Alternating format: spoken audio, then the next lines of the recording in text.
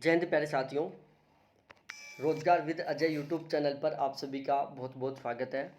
और यहाँ पर इस वीडियो में मैं आपके साथ बात करने वाला हूँ डीआरडीओ में जो वैकेंसियाँ निकली हुई हैं उसकी लास्ट डेट जा चुकी है।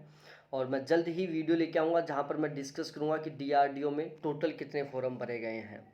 तो यहाँ पर हम बात करते हैं कि जो डीआरडीओ में जो STAB है, जिसको हम बोलते हैं सीनियर टेक्निकल असिस्टेंट, तो उसको कितनी सैलरी मिलेगी यदि आप इस पोस्ट पर लग जाते हो, क्योंकि इसमें भी बहुत सारी वेरियस पोस्ट हैं, अलग अलग सब्जेक्ट वाइज हैं, लेकिन जो सैलरी है वो STAB में सभी को सेम मिलेगी, चाहे आप किसी भी सब्जेक्ट से क्यों ना हो। ठीक है, तो यहाँ पर मैं इस वीडियो में बात करने वाला हूँ सैलरी स्लिप के बारे में, जो कि 2022 के अकॉर्डिंग है।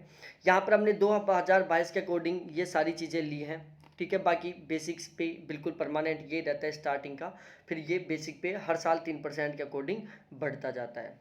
ठीक है, इसके अलावा मैं वीडियो में बात करूंगा कि आपका प्रमोशन किस तरीके से होगा, प्रमोशन लेकर आप कितने टाइम में प्रमोशन होगा और किस तरीके से होगा, इस पर भी हम चर्चा करेंगे, लेकिन वो नेक्स्ट वीडियो में करेंगे, इसमें नहीं करेंगे। तो यहाँ पर हम बात करते हैं सैलरी के बारे में। देखो, पे स्केल की बात की जाए तो पे स्केल होता है इसका 35,400 रुपये से लेकर 1,12,400 के रुपए के बीच में। पे मैट्रिक्स लेवल इसका 6 होता है। सेवंथ पे कमीशन के अकॉर्डिंग यहाँ पर इनको सैलरी मिलती है।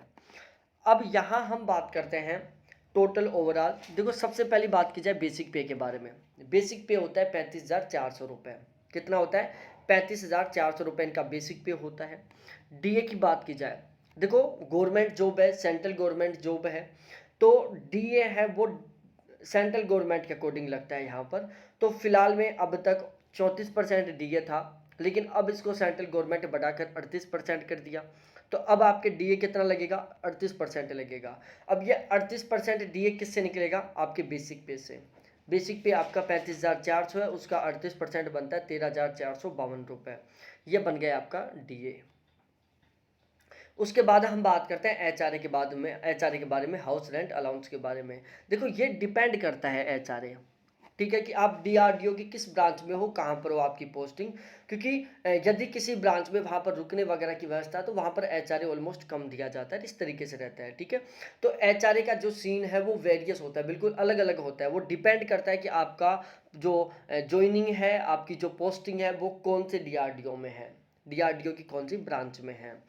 ठीक है, तो ऑलमोस्ट हम एवरेज मान के चलते हैं, ऑलमोस्ट डीआरडीओ में 27% एचआरए मिलता है, क्योंकि यहाँ पर वो 3 स्लैब होती हैं सेंट्रल गवर्नमेंट के अकॉर्डिंग, 9%, 18%, 27%। तो यहाँ पर आपको एचआरए मिलेगा 27%, जो कि हो जाता है 9,558 रुपये। उसके बाद में आपका मिलता है ट्रेवल अलाउंस, जिसको हम टीए बोलते हैं, जो मिलता है 3930 रुपये। ये फिक्स अमाउंट होता है। जैसे जैसे आपका बेसिक पे बढ़ता जाएगा, हो सकता है टीए को बढ़ा दिया जाए या फिर इस कांस्टेंट भी रख लिया जाए। तो इस तरीके से यहाँ पर आपका जो बेसिक पे, डीए, एचआरए और टीए, इन चारों को मिलाकर आपकी बनती है ग्रोस सैलरी 62,340 रुपये। ठीक है, अब होता है डिडक्शन। डिडक्शन सबसे पहले आपका एनपीएस कटेगा, नेशनल पे स्कीम का, पेंशन स्कीम के अकॉर्डिंग, जो आपका बेसिक पे और डीए का 10% कटता है। तो बेसिक पे 35,400, डीए 13,452, इन दोनों को हम ऐड करेंगे, उसका 10% निकालेंगे तो 4885 रुपये आपका एनपीएस बनता है। उसके बाद में यदि हम इनकम टैक्स के बारे में बात करें तो 5,900 रुपये, 590 रुपये आपका इनकम टैक्स कटेगा, यदि आपकी स्टार्टिंग में, जो स्टार्टिंग में कटेगा, बाद में इनकम टैक्स और ज़्यादा कटना लग जाएगा, लेकिन स्टार्टिंग में आपका इनकम टैक्स 590 रुपये कटेगा। ईसी आपका 30 रुपये कटेगा, CGEIS आपका 30 रुपये कटेगा, CGHS आपका 630 रुपये कटेगा। ठीक है, ये कुछ अदर डिडक्शन है जो आपकी हेल्थ से रिलेटेड है। इस तरीके से टोटल डिडक्शन हो गया आपका 6,165 रुपये का। कितना? 6,165 रुपये का आपका टोटल डिडक्शन हो गया। सारा सब कुछ मिलाकर आपकी नेट सैलरी बनी। नेट सैलरी के लिए क्या करोगे आप? आपका जो टोटल ग्रोस सैलरी बना है उसमें से आप डिडक्शन लेस कर दो।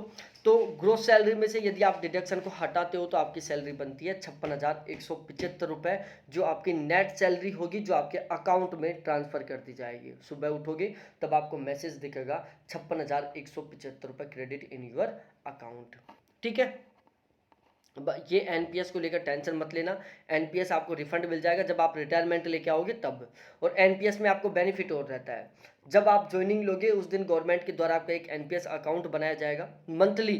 जैसे सपोज डेट आपका एक महीने का 4885 रुपये एनपीएस कटा, ये अमाउंट आपके उस एनपीएस अकाउंट में जमा हो जाएगा।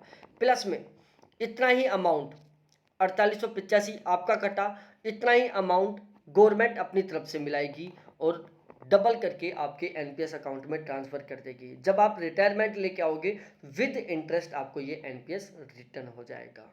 ठीक है, तो ये थी इसकी सैलरी।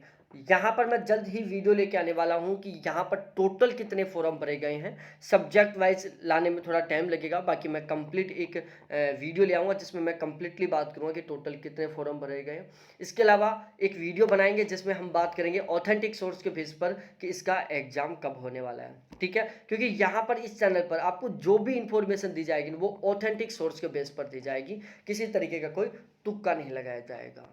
ठीक है, तो बहुत बहुत धन्यवाद आपको देखने के लिए। थैंक्स बाय मेरे प्यारे साथियों। वीडियो अच्छा लगा हो तो चैनल को एक बार जरूर सब्सक्राइब कर दो, वीडियो को लाइक कर दो और अपने सभी दोस्तों के साथ शेयर कर दो।